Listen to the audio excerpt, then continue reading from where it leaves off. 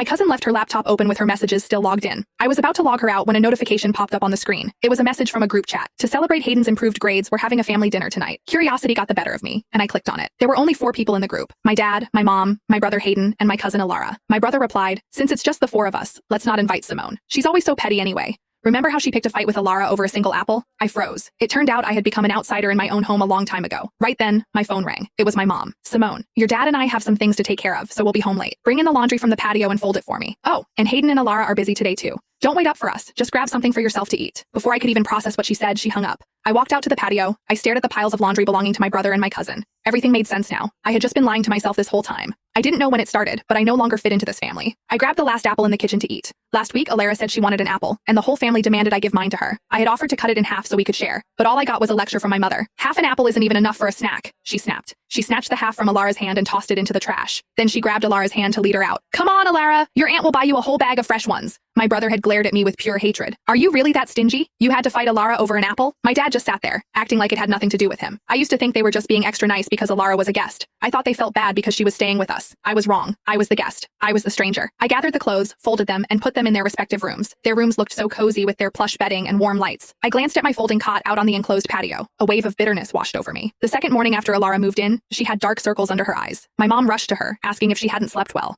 Alara sighed and said she wasn't used to sharing a room with anyone. So, I was asked to move my bed to the patio. My aunt had just passed away, and I felt sorry for Alara's loss. I didn't want to make things hard for my mom, so I agreed willingly. But my kindness only made them push me further. Because I was the understanding daughter, I had to give up everything. Because I was mature, Mom only washed Alara and Hayden's clothes while I did my own. I was the one doing all the chores while they just enjoyed themselves. Before she came, they loved me. How did everything change the moment she arrived? I sat on my cot, scrolling through my phone aimlessly. I saw a post on a burner account Alara used. It was a photo of my parents, Hayden and Alara, all laughing together. They looked like the perfect family. The caption read, "It took a while, but I finally have a mom again. Thank you to my aunt's family for giving me a second home." People were commenting below. "Congrats! Your aunt's family is literally a godsend. So happy for you, babe. You deserve this happiness." I hit the like button on that post. Then I left a comment. "I hope your family stays happy forever." A few minutes later, the post was deleted. She probably forgot that she had used my phone to follow her burner account once. Seconds later, she called me. "Simone, don't take that post seriously. I was just posting for fun." I actually laughed. Her ability to be two-faced was truly impressive. In front of my parents, she acted like the perfect sweet girl. Behind their backs, she used her seniority to bully me. I had sucked it up for months. Whenever she successfully stole something from me, my family called me petty. I tried to explain myself, but I only received their scorn. Seeing that I wasn't replying, she started faking a sob over the phone. "Simone, you're mad, aren't you? I'm so sorry, it's all my fault. I just wanted to feel loved." She broke into a full-blown crying fit. Before I could say a word, my brother Hayden snatched the phone. "Simone, that's enough. It's just a post. Why are you always so small-minded? You made Alara cry. Apologize to her right now." My heart sank. I hadn't even said anything, yet I was the one who needed to apologize.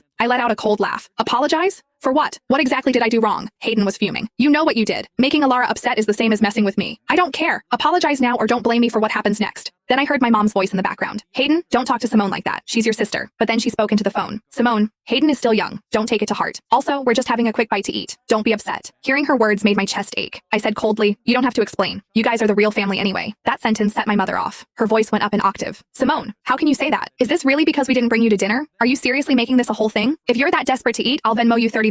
Go buy whatever you want." A notification popped up immediately. She had sent the money. "There, I sent it. Now drop it." She hung up the phone. I stared at the screen and smirked. If this was what family felt like, I didn't want it anymore. I dialed my best friend, Roxy. "That project you mentioned, is there still a spot for me?" Roxy answered instantly. "Of course. Simone, finally. I've been waiting for you to join my team. When can you get here?" "I'll book your flight right now." I didn't hesitate. "Tomorrow, as early as possible." After I hung up, I felt strangely calm. Roxy had invited me multiple times, but I always refused because I didn't want to be far from home. My dream used to be staying close to my family, but now, I was done with that dream. They didn't get home until late that night. The smell of alcohol hit me the moment they walked in. I was in the middle of packing my things. When they saw what I was doing, my parents' faces shifted instantly. Mom rushed over and snatched a pile of clothes from my hand, throwing them on the floor. "Simone, what are you doing? Are you trying to run away from home? I already sent you money. Why are you still throwing a tantrum?" I silently picked up the clothes and looked her in the eye. "A tantrum? Is that what you think this is?" I saw the group chat. "Did you ever even consider me part of this family?" My mom's face went pale. "Simone, let me explain." I laughed. "Don't bother. I don't want this home anymore." My dad finally spoke up, but his words were full of blame. "It's just a group chat. What does that prove?" "Simone, you're just too sensitive." "Sensitive? Fine. Let them think what they want. They were always going to make me the villain anyway." I ignored them and kept packing. Alara stepped forward, crying. "Simone, did you see my messages? I'm so sorry. This is all my fault. If I hadn't moved in, things wouldn't be this messy." She reached out to grab my arm. "Simone, please don't be mad at the family. If someone has to leave, it should be me. You're the one who belongs here." I shoved her arm away. "Stop acting. I'm not falling for your fake sympathy anymore." I didn't use much force, but Alara stumbled back toward the corner of the table. Hayden caught her just in time. He pulled her behind him and shoved me hard. I wasn't prepared for it. I slammed into the floor. My knee hit the ground with a sickening thud. The pain brought tears to my eyes. He didn't look sorry at all. In fact, he He looked satisfied. That's what you get for putting your hands on Alara. Maybe you'll think twice next time. I saw a flash of concern on my mom's face. She started to move toward me, but Alara's sobbing stopped her. Auntie, maybe I should just leave. I'm only causing trouble. My mom immediately turned her back on me and pulled Alara into a hug. Oh honey, don't say that. I would never let you leave. You only have us now. Then she turned to me, her eyes filled with disappointment. Simone, you've gone too far this time. I am so disappointed in you. Disappointed? A tragic smile touched my lips. She wanted me to yield to Alara every time, and I did. She wanted me to be the mature one, and I was. What exactly was she disappointed in? That I finally stopped letting Alara play me like a fool? Or that I discovered their secret and refused to play along? Mom, I'm a human being. I have dignity too. My dad tried to play the peacemaker. Simone, your mother is really upset. Just apologize to Alara and we'll put this behind us. Always with the apologies. Every single time, I was the one who had to say sorry. Not this time. I looked them in the eye and said firmly, I will not apologize. I didn't expect Hayden to lose it. He kicked me while I was still on the ground. We'll see how long that attitude lasts. I tasted copper in my mouth. I spat out a bit of blood, but Hayden didn't stop. He kept shouting, Simone, don't you try any tricks with me. I'm telling you, if you don't say sorry to Alara, I'll keep going until you do. He raised his foot again. My dad grabbed his arm. Hayden, stop. She's your sister. Hayden snapped back. She's not my sister. She's a petty brat. I don't want a sister like her. Alara is my only sister. My mom chimed in then, her voice cold. Simone, don't blame us for choosing Alara. Look at yourself.